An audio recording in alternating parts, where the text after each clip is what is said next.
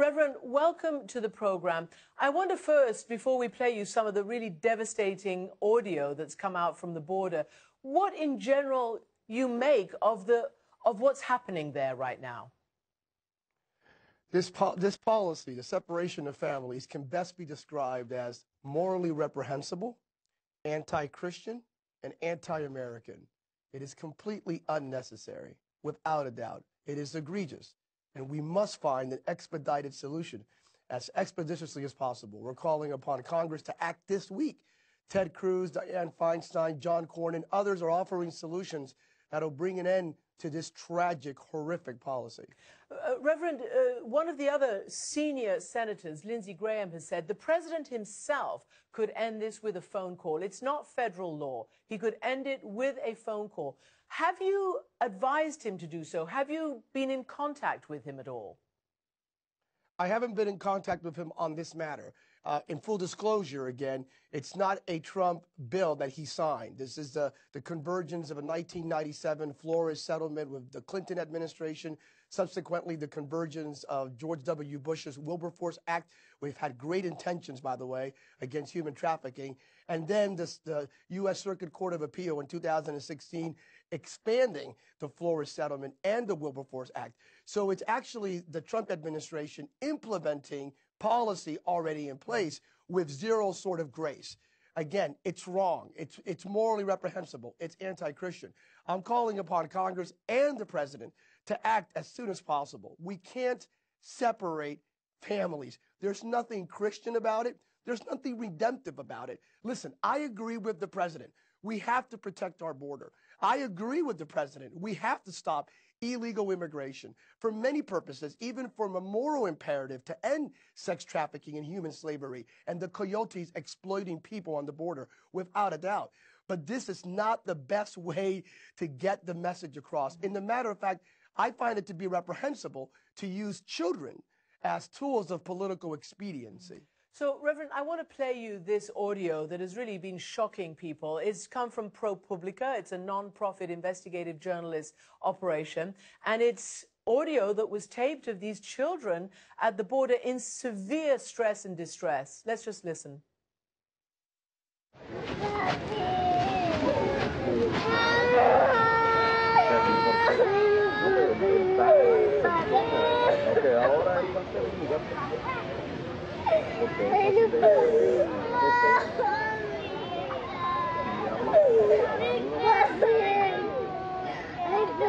Bueno, aquí tenemos una orquesta.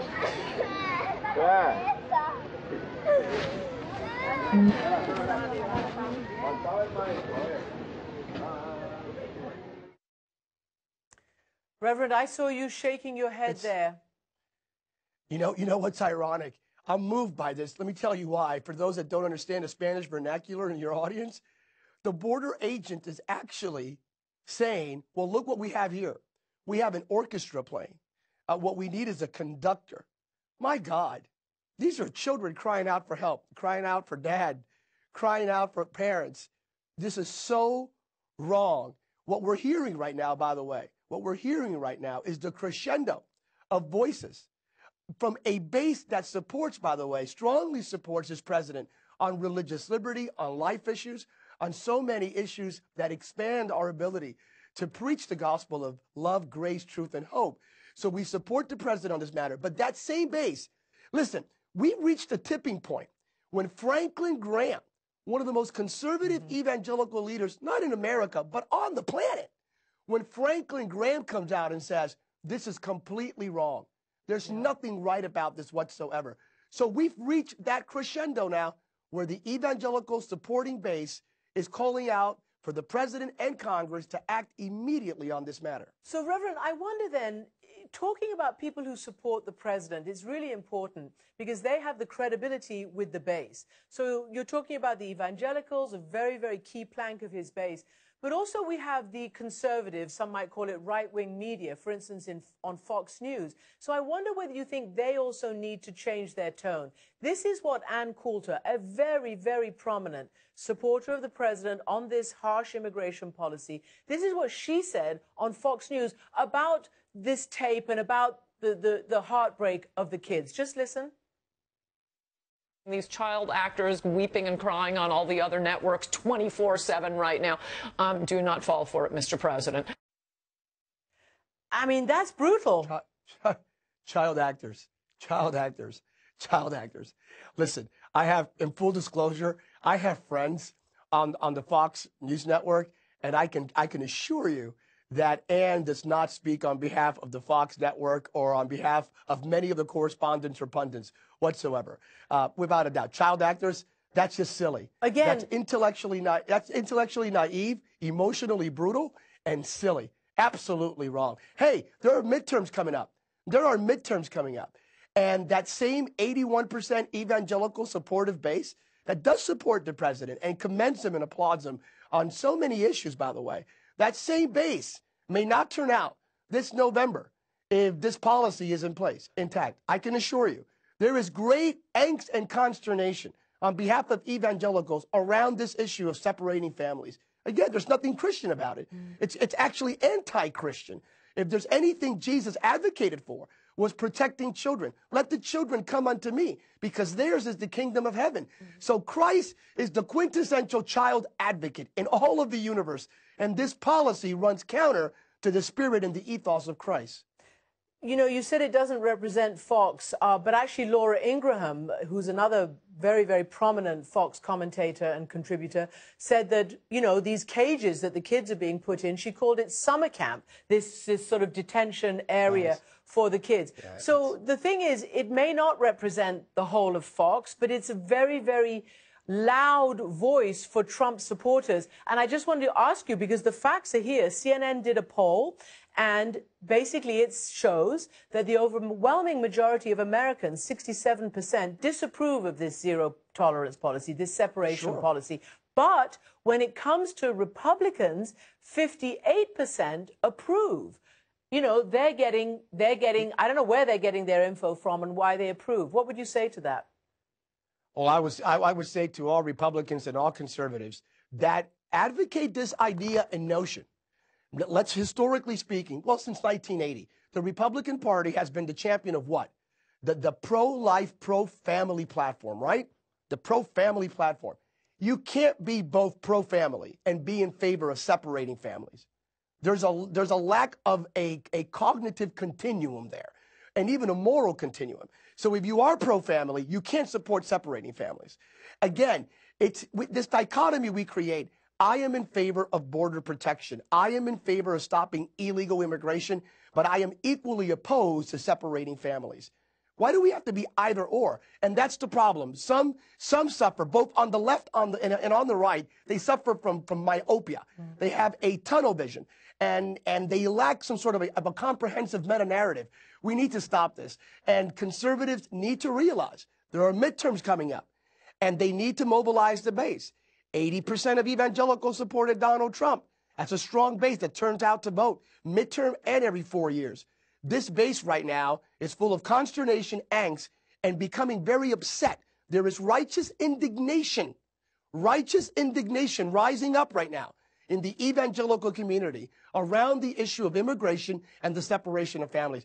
By the way, I agree with President Trump when he stated the onus falls upon Congress. If they want to change the law, let Congress change it. I'm calling upon my friends in Congress, both Democrats and Republicans, Nancy Pelosi and Paul Ryan, who I know personally. I'm calling upon them right now to act, and Mitch McConnell and Chuck Schumer to act in the Senate in the next 7-8 days and find a solution to this immigration melee. I wonder what your own flock, your own churchgoers are telling you, because you have responded, you know, quite categorically to the religious imperative here and the moral imperative. So I wonder whether I can just play for you these sound bites over the last week that we've heard from the Attorney General and indeed from the White House podium, Sarah Huckabee Sanders, the spokeswoman, which specifically invoked the Bible and the scriptures to defend this policy. I just want you to listen. I know you're exercised about this. You can tell me about it on the other side. I would cite you to the Apostle Paul and his clear and wise command in Romans 13 to obey the laws of the government, because God has ordained the government for his purposes. Orderly and lawful processes are good in themselves, I can say that it is very biblical to enforce the law. That is actually repeated a number of times throughout the Bible. Reverend, you know, biblical scholars have pushed back very heavily, and I can see you are too. In fact, they remember that way back when these very, very same scriptures were used to justify slavery and all sorts of other, you know, horrors, but certainly slavery. So what do you make of today's politicians, leaders of the country, making these invocations? Yeah, let me just give a word of advice to all politicians. If you have not graduated with a D.Min or a doctorate in theology from a viable accredited seminary that preaches and advocates biblical orthodoxy or biblical truth, don't cite the Bible. Don't cite the Bible, especially don't cite the Bible to justify actions that are so controversial and run counter to the meta-narrative of Scripture, of truth, love, grace, and hope. Do not. Dear Mr. Attorney General, with great due deference, please do not cite Romans 13 to justify a policy that runs counter to Genesis to Revelation. Do not use one scripture to justify an action that runs against every other scripture in the Bible. Please stick to your Attorney General mandate and assignment with great due deference, and do not let the preachers preach. Let the Attorney General do his job. But it's wrong, it's inappropriate, and we're not accepting it and we're not embracing it. We are what we tolerate, and we won't be complacent. And as you can tell, I'm passionate about this. Silence is not an option, and we won't be silent. And again, I agree with the president. I agree with my president. Congress needs to act now. By the way, I did hear the president this past Friday state explicitly that he is opposed to separating families, that it is wrong. And then I heard his wife, the first lady, say the same thing. So I agree with them. Now that it's wrong and we have former first ladies making a statement, my friend Jeb Bush and others, let's come together. Let's get Congress to act immediately in the next week.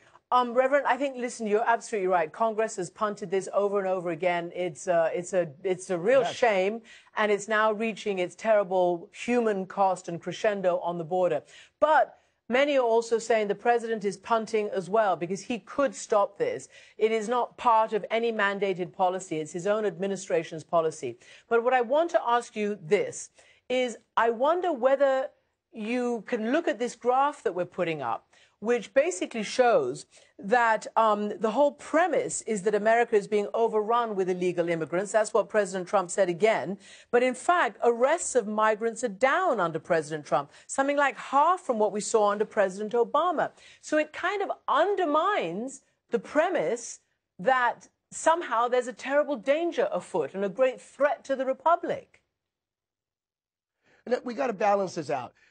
Listen, I'm in California, and I have seen the egregious impact of what I call the infiltration of nefarious activity via the conduit of certain sectors of the undocumented community, primarily the Mero Salvatrucha, those that the president has highlighted. I have seen that impact in Los Angeles and throughout the state of California and New York and other regions of the country. So I do agree with the president. We have to stop illegal immigration. Indeed, there are people that want to do us harm, but I'm still committed to believing 98.7% of the people that are here undocumented are amazing people. They really are. Created in the image of God and committed to doing good for themselves and for their families. Now, I want them to come here legally, but we need to find a way to integrate them. No, I don't think America is being taken over by undocumented individuals. I do not. I do believe we have to stop illegal immigration. So we have to find a happy medium as expeditiously as possible. But again,